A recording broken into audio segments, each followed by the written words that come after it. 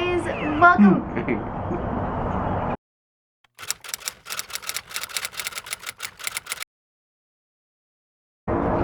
Hi guys, welcome back to my channel. Today, my lovely boyfriend Patrick is with me, and we're going to be talking about dating while going through an illness, like for me, metastatic breast cancer, and all the challenges that come along with it, and how to go about, I guess, even starting to date someone new when you are dealing with something so hard. So this is Patrick. He's my boyfriend. We've been dating for 2 years now. Yeah, 2 years? Literally, we just hit 2 years. Our anniversary was just January 12th. So I had a lot of people sending questions for me, so I have my little handy dandy notebook here filled of all your guys' questions that I'm excited to answer. But the first one and the most requested one is, how did you guys meet? So we met back in 2018. We were both working for Universal Halloween Horror Nights, and we were working separate houses, but we were sharing the same break room. And I remember I just saw him and I was like, wow, he's really cute. And so no, hot, very hot. No, so I literally said to my friends, and I started calling him cute boy, because I didn't know his name and I was kind of too nervous to ask for his name. So for the longest time he was just cute boy. And it's funny because didn't you call me like pretty girl to one of your friends or something? That one guy? Yeah. Because he didn't know my name. So one day I was coming out of the break room and he had to lift up a chain for me, and we locked eyes, and oh, I guess like you were like waiting, you were like, yeah, I'm gonna open this chain for her, right? We're preparing for that. So we locked eyes, and I swear to God, it was like the world slowed down for like 2 seconds. It was just like my soul was like recognizing you, and it was just like, oh yeah, I remember you. But you were too nervous to talk to me, right? Because I mean, I wasn't nervous, but my accent was horrible back then, and I was just a very shy person, so. Yeah, he's from Brazil, so like his accent like was super strong back then, so I guess it was like kind of a language barrier at that point, kind of. Yeah, back then it was. Tell them what you did to find my name. Oh yeah, the little detective part. So every time when you clock in, you gotta swipe your card, and then you have to write her name as well and the time you clocked in. So to find her name, I got there early at the job, and I was glad that she was there too, like early, so with her friend. So there was only 2 names, her name and her friend's. So I'm like, well, or her name is Brittany or it's Kelly. And then I just went on Instagram and I found him. So I was like, okay, so she's Brittany. I'm Brittany. And then this went on the entire 2 months of the event. We were just kind of like exchange looks at one another, just kind of like, I see you. No, you were looking at me all the time. I would look at him all day. He was cute. When you have that feeling that someone is staring at you, and then when you look, the person looks, it was her all the time. All the time. All the time. And I would come in the break room like super loud and obnoxious, and he's like, yeah, there's my girl. But it was like one of the last nights of the event, and I finally asked one of our mutual friends, like, hey, what's his name and stuff. And then she told me his name, and I was like, oh, he's really cute. And then she went and was like, so this girl Brittany likes you. And I'm just like, finally it was the last night, and I asked him if he was going to IHOP, and he said he was. And then we both went, and we ended up going to Waffle House because IHOP was crazy busy, and we didn't even talk.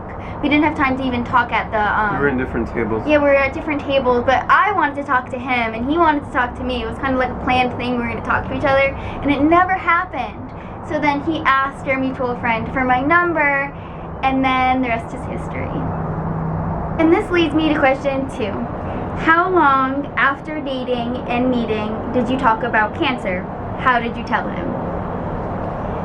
That's funny. Okay, so I was terrified to tell him, and I literally contemplated deleting my Instagram so he couldn't look me up and find me, because I didn't want him to see it, because I wanted to be the one to tell him, and I was scared that he was going to run. He was going to be like, alright, peace out, I'm gone. So, what happened, how I actually ended up telling him was, we were talking about something, and I mentioned I was writing a book, and he was like, so what are you writing a book about? And I told him about my cancer and everything that I've been going through, and to my surprise, he didn't run.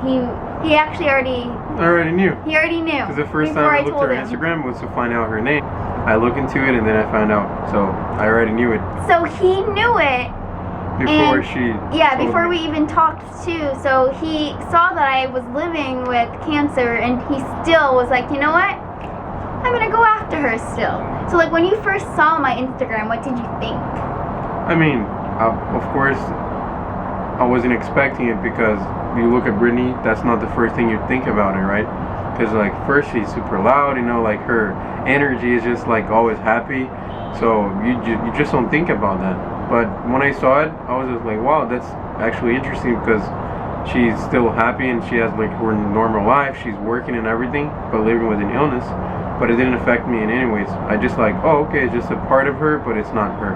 I was scared to tell him for basically no reason because he already knew. But it was just so funny that I thought, okay, he's gonna find out I have this disease and then he's not gonna want to be with me anymore. And I went to panic mode, like, and almost deleted my Instagram. Like, that's how scared I was. But honestly, the right guy won't care. Exactly. There's a horse here? There's something. Another question was, what is the best way to tell someone? And honestly, I think that depends on the person. Like, you could tell, that could be the first thing you say is, hey, I have cancer. Or you could get to know someone and tell them. It's however you're comfortable, really. Like, how would you have liked me to tell you? Like, would you want me, like, to be upfront with you? Or would you rather, like, get to know me and then me tell you? Like, what, from your perspective, as, like, the person who doesn't have cancer, like, how do you prefer to find out? I mean, I don't think there's a preferred way, right? Yeah. It's just, like, I would understand if you try to, like, hide me from, like, forever, you know, because you were scared of it. There's some people that they, like, are kind of dramatic, you know, that, oh, why didn't you tell me before, this and that, but you gotta just understand that that person is living with it, you're not, so there is kind of a reason why they try to hide it or something like that. But, I don't think there's a preferred way for me, like, if she feels more comfortable with it, so if it's right after we start going out or like after a couple months, I don't like doesn't matter, because the way I think is, would you date that person even if she didn't have an illness? If the answer is yes, doesn't matter. That's what I think, you know. That's why for me personally, it wouldn't matter if it's, oh, I'm gonna tell you right now or after, like, almost when we start really dating, you know. Yeah, so I personally think it's whenever you are personally comfortable telling that person, because it is like a personal thing to you, and it's not all of you, it's a little piece of you. So Exactly. It's whenever you're comfortable, whether it's immediately or after a few dates, it's truly up to you when you're comfortable. I don't think there is a right time to tell somebody, but I do think the right person won't care.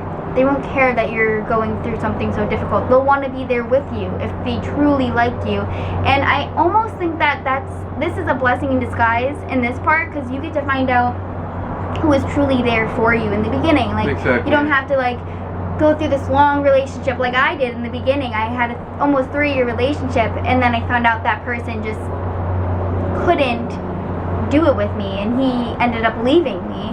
So, and then I found Patrick, who didn't even know me, but he didn't care that I had cancer, and he persuaded me anyways. Yeah. He pursued me anyways. I think, like, the only advantage for the person with the illness is telling at the first, like, as soon as you start dating that person or going out, because this way you're gonna find out if that person is the right one for you or not. Yeah, so that, it's kind of like not wasting your own time. Exactly. Then if you tell them in the beginning. But again, some people aren't comfortable, and that's totally understandable. Exactly. And another question I got was, were you afraid you would never find a love again? Yes. As I just mentioned, I was in a relationship when I was diagnosed of almost 3 years, and when he told me he couldn't handle going through this with me, it broke me. I felt like damaged goods, and like no one would ever love me. If this person who I was with for so long couldn't love me with this illness, who would? Who would love me now? So I just felt like not good anymore, and I kind of prepared myself to never find love again because of that past experience. But I'm happy to say that's not true. Even if you're with someone for years and years and that person can't handle what you have to go through, let them go, let them leave. They're not the one for you. There's going to be someone who wants to be there for you. So love is out there. It's just you have to find the right person, and you might have to weed through a bunch of frogs until you find your prince. Or princess. Or princess, exactly, or princess. So where do you find the ability to walk with me through this? I mean, love, right? So, because I love you, I just want to be there for you. And if you have to go through it, I'm going to go through it with you because we're together. And that's what partners do, right? If it was me, I would love to have someone by my side the same way I'm here for Britt. So I think that's where I take my ability to, is just like love, you know. I just want to be there for her because we're in this together. Are you sometimes worried or scared about the future? Think back to when, like, because I just got diagnosed with lung mets. So, like, think back to that. Like, was there fear there? What, like, yeah, of course. You know, when you love someone, you know, when you, like, your heart hurts, you know, like, squeezes, you know, like the little uncomfortable feeling. So that's as soon as she told me that she got a lung met, because she called me crying and everything, like, I felt a little bit worried because, but not because, so it's weird, not because, she has cancer, like, what is going to happen now. It's just because she will have to go through this, and I wish she didn't, but I know she's going to be fine because she's Brit. Because before I met her, if I heard somebody had cancer, I'm like, oh man, you know, like, I'm so sorry, but I couldn't see a way out of it. After I met Brittany, I see that there is many ways to get out of it. You can be strong. Like, sometimes I even joke about it. Oh, if it was me, I don't think I would be able to. But I learned a lot from her. Just know, like, in me that she's gonna be fine. It's just that when she got the news, she's gonna have to go through this. So, like, it's probably gonna be a new treatment or a new medicine, you know, like how it's going to affect her now in the present, but in the future I know she's going to be fine, even though we're going to have to go through some barriers in the present now. I mean, is there a piece of you that's scared, like, what happens if I die? Like, of course, right? Yeah, of course there is, because I can't just, like, pretend like, oh, I mean, I could die, right? Yeah, exactly. I mean, we all could die at any point. Inevitable. Dying is inevitable. So that kind of leads me to the next question. What's the hardest part of being the person who isn't sick? Is definitely seeing the person that is sick going through, like, treatments and something that is affecting their body, like, because like in cancer, like, of course cancer is, like, bad for your body, but the treatment is really where it affects you, where like, it makes you feel sick and nausea and headache, or like super tired for the whole day. So that's where I think it affects me the most, because I don't want to see Brittany going through this, because there's some days that she's, like, really tired, like, not because she went out, just because the treatment, like, it accumulates in her body, so she gets really tired. So I wish, like, I wish she was, like, screaming through the house, you know, like, her loudness. Do you like my annoyingness? Huh? You like my annoyingness? Yeah, a little bit. Like we say in Brazil, mais ou menos. The worst part is just, like, seeing her go through this part, you know. So watching me struggle is the hardest part. Like, the bad days. What's the best way to be emotionally supportive for your loved one going through cancer or an illness? And for me personally, I think it's to let them move through their emotions. Like, if they get bad news, let them feel that bad news. Let them be sad for however long they need to be. Don't be so quick to jump and say, oh, it's gonna be okay, and it always is. Like, don't say that. Like, let them move through the emotions. Like, Patrick does it perfectly just from the beginning. I remember when I got the news that I had progression the very first time. It was like a month into us dating. Yeah. And it was on Valentine's Day. He canceled our plans. He didn't care, and he just laid in bed with me and just, like, pet my head. Like, knowing that he was there for me was all I needed. He was just there. Another important thing was, if I'm in my space too long of feeling my feels, he knows exactly how to pull me out of it. Like, there was months where I was just, like, in this weird funk after I learned that I had progression. So every day he took my hand, and what'd you do? Oh, yeah. I am Brittany Beadle. Good morning, birds. Good morning, sky. Today's gonna be a fantastic day. I am amazing. Are you trying to to imitate my voice right now? I think so. Not only did he let me move through the emotions, he made sure that I didn't live there. He picked me up when he said, okay, now it's enough. Let's get you out of this. And he worked with me. He took my tools that I already knew and he applied them to help me when I was too weak to use them. So for me, that was the perfect way to support me.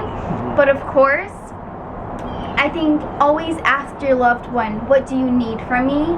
And because everyone's different.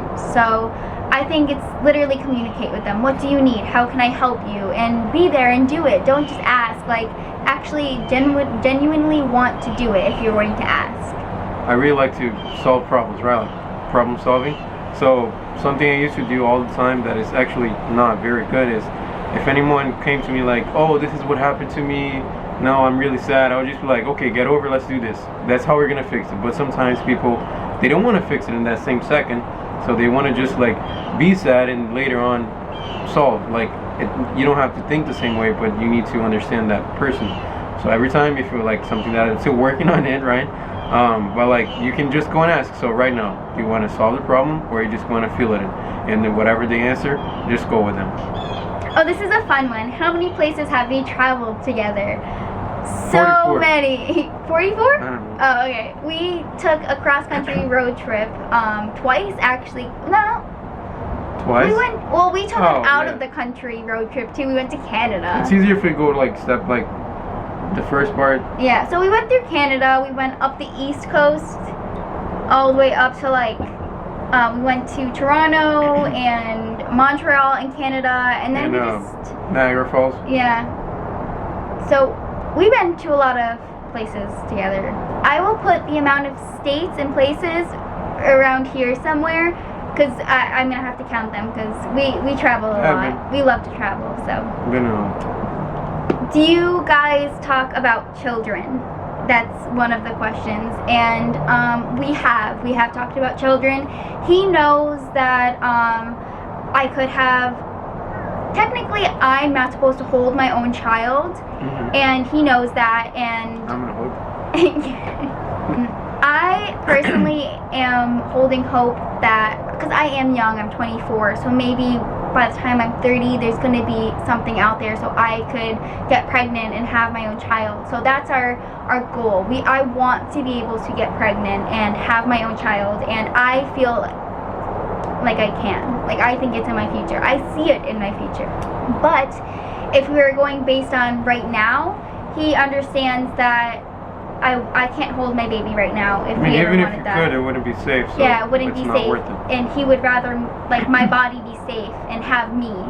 So we talked about there's so many options, like to have a surrogate or What's a surrogate again? it's the person who holds the baby for you.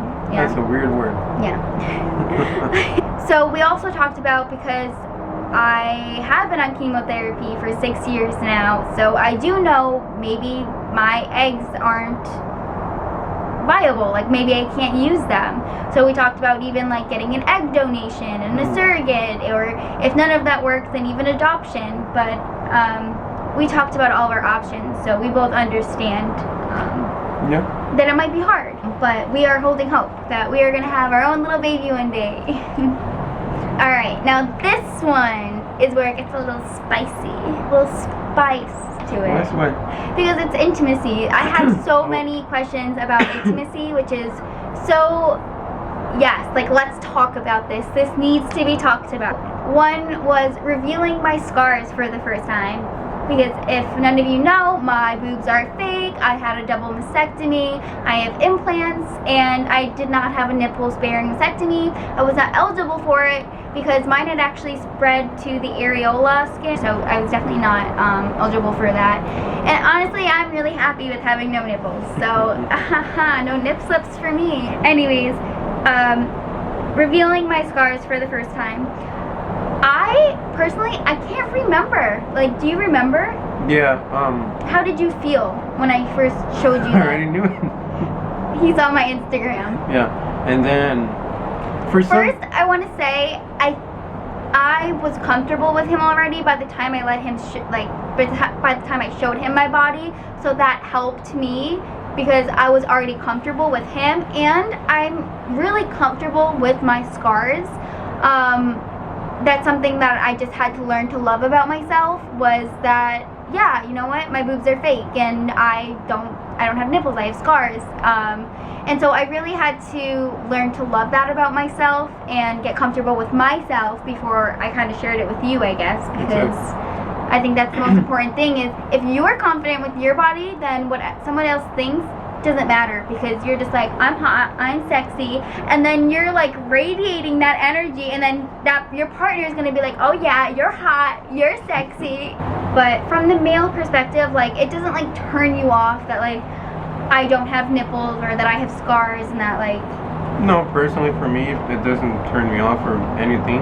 I know for some people, like, they really like it and this and that, but for me it doesn't matter at all. Like, I love Britney, so it's just, I already knew it, so it's a part of her, you know. Like, I don't know, I don't know how to answer. It just doesn't, it doesn't matter for me, really. It doesn't. I guess because if it does, I wouldn't be with her probably, you know? Yeah, so like, if someone cares that you have scars, and then that person's not for you, and why would you even want to give them your body? So I say, get comfortable in your own skin, radiate that confidence, and find you a real man or woman who is willing to love every single piece of you, despite whatever. Like, I truly think it goes down to like... I even gave some names. Oh my god, he calls them cold titties. Yeah, because they're always cold. They're always cold. Like, I don't know, the rest of my body can be really hot, but my boobs are always really cold. Yeah. Okay, so hormone blocking meds, sex, libido. Okay, so this is where it gets really interesting, because I am on Zoladex, which shuts down my ovaries, blocks estrogen, and you know what? Homegirl doesn't got much going on down there right now. I suffer from vaginal dryness, and it's painful to have intercourse, and honestly, sex is the last thing on my mind. I usually don't think about it, and he's like, hey Britt, like, remember me? And I'm like, oh, I forgot. And you know, when we first started dating, I wasn't on Zoladex, so we had a normal sex life. Like, everything was fine, and after I went on, it just went right down. Like, nothing at all. It is something that we are currently trying to work through right now, because, and he understands, like, it's not my fault. He doesn't care. Like, of course, he wishes it wasn't, you know. No, of course, yeah. Like, he wants everything to be working for me so that we could, you know. But like, I mean, but you want too, you know. Yeah, I want it too. But he understands that this is just, it's like, it's not her saying like, hey, I don't want to have sex. Yeah. You know, it's like, it's a medical issue, and he understands that. So we're trying to find our way through it right now. My oncologist told me to use coconut oil, and I just haven't tried it out yet because it kind of makes me nervous, but I know, like, I'm going to try it out, and I will let you guys know how it goes. She told me I should use coconut oil every day, plus not only to, like, so that I can, like, have a normal sex life, but also because it's actually dangerous. Not dangerous, but, like, it's not good. It's not healthy. Yeah, it's not healthy. It's not healthy for your vagina to be dry, because when you're wiping or whatever, it could rip and it could tear and bleed. So she told me it's really important to moisturize your vagina.